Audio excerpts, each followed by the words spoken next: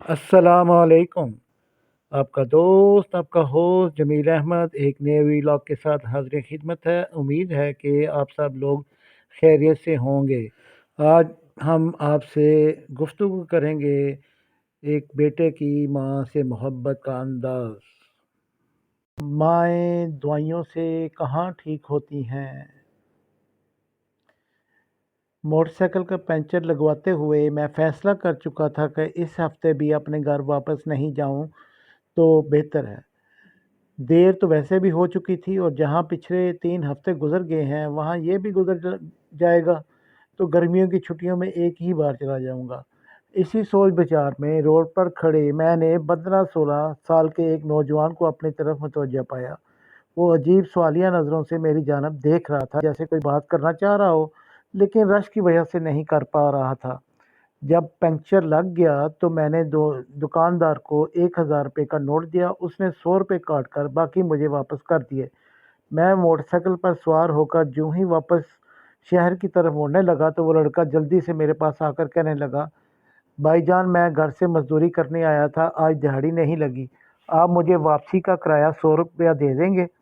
मैंने एक उचटती सी निगाह उस पर डाली।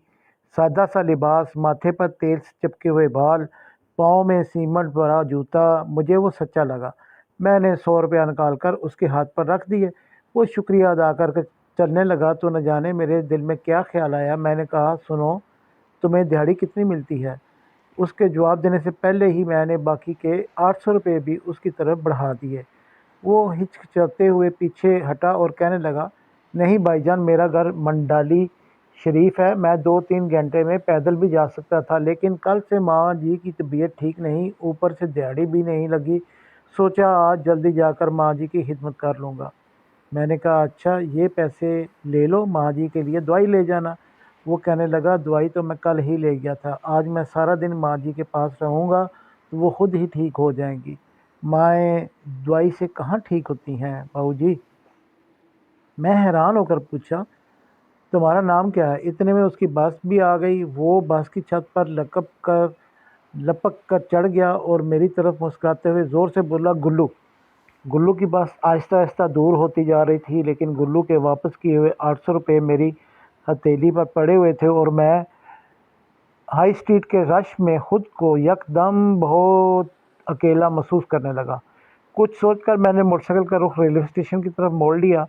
मोटरसाइकिल को स्टैंड पर खड़ा करके टोकन लिया और टिकट घर से 700 रुपये में साहिवाल का टिकट लेकर गाड़ी का इंतज़ार में बेंच पर बैठ गया। कब गाड़ी आई, कैसे मैं सवार हुआ, कुछ खबर नहीं। साहिवाल स्टेशन पर उतरकर फाटक से अपने गांव की वैन पर सवार हुआ। आखिरी बचे हुए 100 रुपये किराया देकर जब शाम डले अपने घर के दरवाजे के अंदर दाखिल हुआ तो सामने सहन में चारपाई पर अम्मी जान सर पर कपड़ा बांधे नींद दराज थी। मेरा बड़ा भाई दवाई का चम्मच भरकर उन्हें पिला रहा था।